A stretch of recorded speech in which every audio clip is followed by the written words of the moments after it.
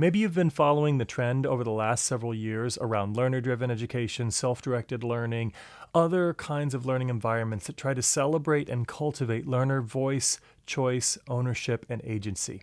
Well, there's been a development over the last year in particular where there are a growing number of critiques of these movements. Now, granted, some of the movements around self-directed learning have been more trend-driven, one might argue. For example, Google had this concept they talk about with their engineers where there's the 20% time, right? This is the idea where engineers can have flexibility, they have choice over how they spend 20% of their time, and they can pursue a passion project or some other kind of initiative. And that became very popular in social media and in other places, and people got the concept and they thought, wow, it would be great for us to create something similar in schools and other learning environments. And from that stemmed initiatives like the Genius Hour, where you would create an hour out of the school day where learners would have greater flexibility. It would not be dictated to them by the instructor exactly what they need to accomplish or what they learn, and learners would have some space to establish some goals and to pursue those goals and to create something. It was oftentimes tied or connected to makerspaces, although it was a different movement and initiative. And that's one of the things that's interesting and complex about this whole conversation. There are different discourses going on. In other words, the people focused on the Genius Hour, the people involved in the makerspace movement, those who are involved in democratic schools, unschoolers, those who are involved in the traditional self-directed learning movement that really emerged in the 1970s, they all have a number of things in common, but they're actually different philosophies and they have different emphases. So one thing we want to be careful about when we're evaluating these is to recognize that they're different. They have similarities, but they have distinctions. Yet, I'd like to focus this video on one main area of concern, and I think it's something that's important for us in education to really address, which is when people sit down and they decide they're going to evaluate these different learner-driven and self-directed learning environments, they oftentimes turn to the tests and the measures that are used to evaluate traditional legacy learning environments, those that are more institution-driven or instructor-driven or agency-driven. The reason I say agency or institution-driven is because there's a very strong standards-based movement. And so the instructors, the teachers may be creating the learning experiences, but the standards are established by someone else outside, right? So if I sat down and I measured all traditional classrooms on the basis of an assessment regarding the level of learner voice, choice, ownership, and agency, the capacity for learners to identify a problem on their own and to work with others or work independently to devise a solution to that problem and to effectively execute that problem, what would the outcomes be? I think they'd be quite different. So my point is this: when we're measuring different kinds of learning environments, we have to acknowledge that we might have to use different measurements because the why is different. The why behind self-directed learning is different than the why behind teacher-driven or standards-based or institution and agency-driven learning environments.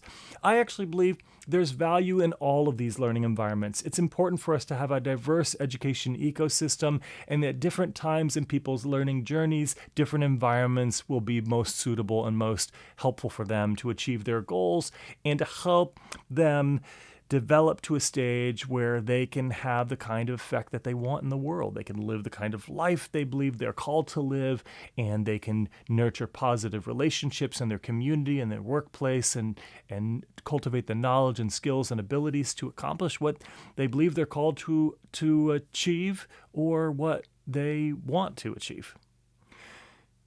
I'd argue that the problem we have right now, though, is that we're looking at environments that are self-directed learning environments. And sometimes you'll see some studies that have come out more recently that have suggested that they're not particularly effective.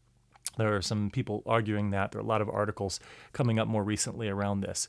And I would say that that's a little bit like looking at a tire and saying, this round tire is not square enough, therefore it's inadequate. You have to use the proper measurement. The why is different. So what is the why behind self-directed learning? Let's figure that out, and then let's come up with some measures to determine whether or not it's delivering on the promised why. So for example, self-directed learning, the promise is that it's going to nurture greater learner agency, ownership, voice, and choice. That it's going to help people cultivate the kinds of skills that are valuable for lifelong learning, that it will cultivate curiosity and a love of learning, and that it will honor the learners in this current moment. In other words, some aspects of the why behind many self-directed and learner-driven movements, it's not about the outcome in the future. It's just about creating a humane and positive learning environment in the present.